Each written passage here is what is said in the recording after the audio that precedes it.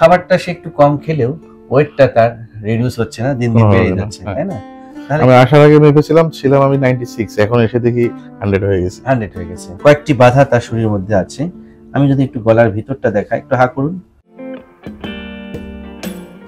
আমার চেম্বারে মাত্র যে রোগীটি আসলো, আমি তার সাথে কথা বললাম। বলার সময় সে আমাকে জানালো যে স্যার, আমি সরাসরি আয়ারল্যান্ড থেকে এসেছি আপনার চেম্বারে এবং এসে আর বাসায় যায়নি। তার বাড়ি হচ্ছে যশোর, সে বাসায় আর যায়নি, সে আমার চেম্বারেই সরাসরি চলে এসেছে। এবং এই যে দেখুন কিছু গিফট হ্যাম্পার চলে এসেছে আয়ারল্যান্ড থেকে। তো যাই হোক, এই জন্য আমি আপনাকে থ্যাঙ্কস জানাচ্ছি। হ্যাঁ, আপনারা দেখুন কি সুন্দর হ্যান্ডসাম। দেখি একটু দাঁড়ান তো, দেখি দাঁড়ান। হ্যাঁ, উচ্চতা তো প্রায় 6 ফিটের কাছাকাছি, মোটামুটি। হ্যাঁ, 6 ফিট কাছাকাছি। হ্যাঁ, তিনি এখানে বসছেন, কিন্তু তার একটা শাসানি শব্দ আমরা শুনতে পাচ্ছি। এবং তার যেহেতু উচ্চতা অনেক, হ্যাঁ, তার ওয়েট আনুপাতিক হারে বেড়ে গিয়েছে, একটু ওভারওয়েট, 100 কেজি, তাই তো? হ্যাঁ, তো তিনি আমাকে বললেন তিনি আয়ারল্যান্ডে আছেন, জব করছেন। হ্যাঁ, তিনি নিয়মিত ডায়েটিংও করেন। মাত্র সকালবেলা কি খান? একটা স্যান্ডউইচ খাই, আর দুপুরে কিছুই খান না। দুপুরে কিছু খায় না, ব্যস্ত থাকি। রাতে 2 প্লেট ভাত খাই। 2 প্লেট, অর্থাৎ 4 পিস গরুর মাংস বা চিকেন, যে কোনো কিছু। হ্যাঁ, এর বেশি না, খুব বেশি না। অর্থাৎ খাবারটা সে একটু কম খেলেও ওয়েটটা তার রিডিউস হচ্ছে না, দিন দিন বেড়ে যাচ্ছে, তাই না? আমি আসার আগে ভেবেছিলাম ছিলাম আমি 96, এখন এসে দেখি 100 হয়ে গেছে। 100 হয়ে গেছে। তাহলে আপনার কষ্টটা কি হয় ব্রাদার, একটু জানতে চাই।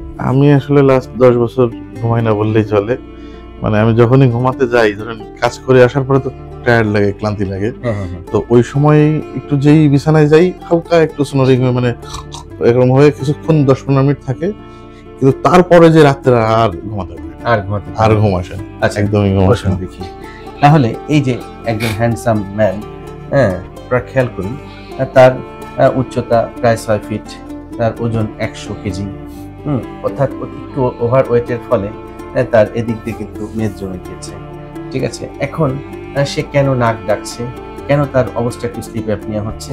হ্যাঁ, কারণ একটি পরীক্ষা করে দেখা গেছে তার সিভিয়ার অবস্থা একটি স্লিপ অ্যাপনিয়া, যেটাকে আমরা বলছি স্লিপ স্টাডি।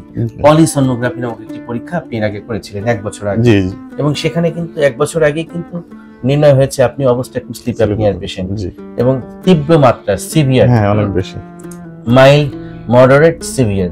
হ্যাঁ, আর আপনি সিভিয়ার অর্থাৎ একদম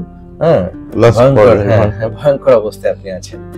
তো এই ধরনের ক্ষেত্রে রোগীদের যে কষ্ট হয়, ঘুমাতে তো পারেই না, ঘুমের মধ্যে শ্বাসকষ্ট হয়, দম আটকে আসে এবং বিকট শব্দ হয়, তাই তো? আশপাশের মানুষ তো মনে হয় খুব বিরক্ত, আশপাশের মানুষ বিরক্ত হয়ে যায়। আমি ডোর লক করে নিচে কিছু দিয়ে রাখি যাতে সাউন্ডটা না যায়, এইভাবে। তারপর হচ্ছে আমার রাতে আমি শুয়ে থাকার অবস্থায় 2-3 বার আমি উঠে বসে পড়ি বা দাঁড়িয়ে যাই, তাহলে আমার নিঃশ্বাস বন্ধ হয়ে যায়।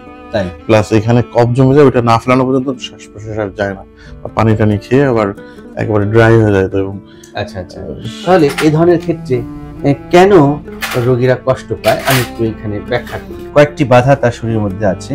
আমি যদি একটু গলার ভিতরটা দেখাই, একটু হা করুন। আপনারা খেয়াল করুন যে তার আলাজিহ্বা কি বিশাল লম্বা, এটা স্থূল হয়ে আছে। টনসিল বড়, নাকের মধ্যে হাড়টা একটু বাঁকা আছে, মাংস খোলা আছে। এই যে নাক এবং গলায় যে বাধা, এই বাধার কারণে তার প্রপারলি অক্সিজেনেশন হচ্ছে না, শ্বাসাচ্ছে, শ্বাসকষ্ট হচ্ছে, ঘুম হচ্ছে না ঠিক মতন। আর ঠিক মতন ঘুম না হলে আলটিমেটলি আমাদের ক্যালোরি বার্ন হয় না, ক্যালোরি বার্ন না হলে ফ্যাট বার্ন হবে না, ফ্যাট বার্ন না হলে এরকম স্থূল আকার ধারণ করবে, যেটা তার হচ্ছে। এই জন্য কম খেলেও কিন্তু শরীরে মেদ হচ্ছে না। তাহলে আমরা কি করতে চাই?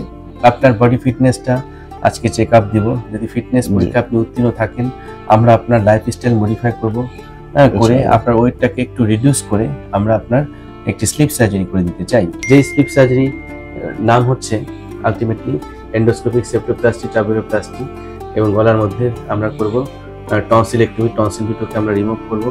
আলাজিহ্বার মাথাটাকে কিঞ্চিত খাটো করে ফ্যারিঙ্গোপ্লাস্টি, যেটাকে রিল্যাক্সেশন ফ্যারিঙ্গোপ্লাস্টি বলছে, এই কাজটি যদি আমরা করে দিতে পারি, আমরা বিশ্বাস করি আপনি এই অবস্থা থেকে অনেকটাই মুক্তি পাবেন।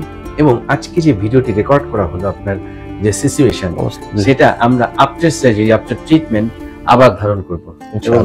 বিফোর সার্জারি, আফটার সার্জারি আমরা কম্পেয়ার করে দেখাতে চাই যে চিকিৎসার পর রোগীরা কতটা বেটার ফিল করে। So hope for the best. Thank you sir. So viewers, আমি এই ধরনের ভিডিওগুলো তৈরি করি এই কারণেই, একটা সময় ছিল মানুষ বুঝতোই না যে এই রোগের চিকিৎসা আছে। নাক ডাকা এটা যে রোগ, এটাই কিন্তু অনেকে জানে না, জানতো না, তাই না? অনেকেই জানে না। আমি নাম বলবো না, অনেক এই যে আমি যেখান থেকে করছি 2 বছর আগে এসে উনি কিছু বলতেই পারি না, উনি কিন্তু নাক কান গলা বিশেষজ্ঞ, আমি কিছু বলি নাই, হয়তো উনি জানে না, না জানা হতে পারে। আচ্ছা আচ্ছা, কিন্তু আমরা বলতে চাই যে এ ধরনের রোগের সুচিকিৎসা রয়েছে। এটি একটি রোগ, শুধু রোগী নয়, এটা হচ্ছে আরো অনেক রোগের জনক। কারণ আপনি যখনই এরকম নাক ডাকা রোগে বা অবস্ট্রাকটিভ স্লিপে আপনি আক্রান্ত হবেন, এখান থেকে ডায়াবেটিস হয়, হাইপার টেনশন বা হাই প্রেশার হয়, হার্টের সমস্যা হয়, স্ট্রোকের সমস্যা হয়, নানাবিধ জটিলতা কিন্তু তৈরি হতে পারে এই রোগ থেকে। অতএব এটাকে যদি আর্লি ডায়াগনোসিস, আর্লি ট্রিটমেন্ট করে আর্লি রিকভারি না করা গেলে এখান থেকে অনেক ধরনের জটিলতা তৈরি হতে পারে, ইভেন মৃত্যু পর্যন্ত হতে পারে। হ্যাঁ, অর্থাৎ সাইলেন্ট কিলার এটা। উপমহাদেশের বিখ্যাত সঙ্গীত শিল্পী বাপ্পি লাহিড়ী, তিনি কিন্তু আক্রান্ত হয়ে সাডেন ডেথ হয়েছে ঘুমের মধ্যে। অতএব এটা কিন্তু একটি অ্যালার্মিং সাইন, আমাদেরকে সচেতন হতে হবে। আসুন আমরা সচেতন হই, কারণ এই সচেতনতার পর আমাদেরকে মুক্তি দিতে। Thank you very much for watching this video.